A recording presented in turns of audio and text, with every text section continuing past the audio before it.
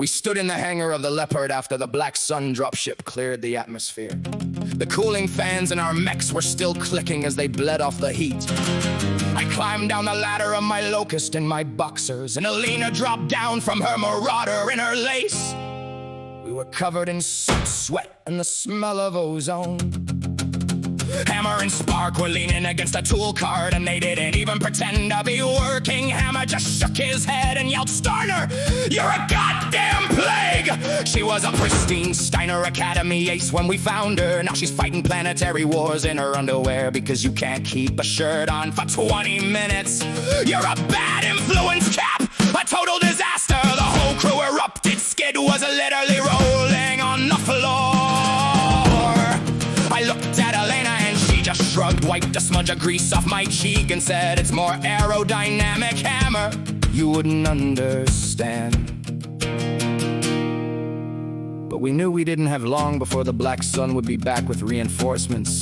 We had to leave. I looked at the crates that were stacked up in the bay with all the urban tech, the stuff the Star League used to build cities, not wars, medical bays, water purifiers, fusion core converters, the kind of things they don't make anymore, the kind of things the Warrens haven't seen in a century. We spent 48 hours stripping the base bare, loading every crate into the Leopard until the struts were screaming. Then we set the charges. If the Black Sun wanted his base, they'd have to dig through 1,000,000 tons of rock to find it. The hangar was buzzing like a hive in the heat as we loaded the loot for a mercenary tree. Not the gold or the silver, not the Steiner blue gems, but the filters and wires and the medical stems. Hammer was cursing and Spark was as well, moving the crates through the Star League shell. Take the purifiers, take the fusion core light. We're bringing the sun to a brimstone deep night. We loaded the Leopard till the decks began to groan with the finest damn tech that the galaxy's known.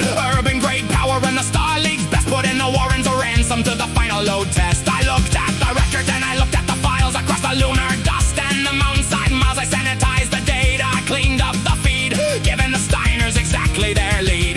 Nothing but rubble. I wrote in the log inside of a lunar and mountainside fog. Found an old hangar, but the roof was all down. The biggest damn bust in a Star League town. I sent it to Steiner with the thanks for the pay, knowing we'd be leaving at the end of the day. Then I pushed the red button and I watched the wall as the Star League mountain began to fall. Oh, it's the Warrens' inheritance, the debt being paid, the finest damn salvage that the mud ever made. We're the gold and the hammer, we're the grit and the rust, taking the Pazaz back to the brimstone deep dust with the brain and the muscle, the ace and the Spark, lighting a fire in the middle of the dark.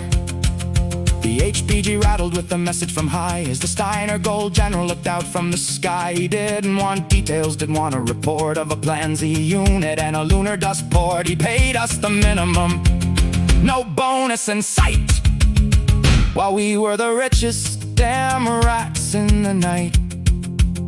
We watched the dust settle over the collapsed mountain from the bridge of the Leopard.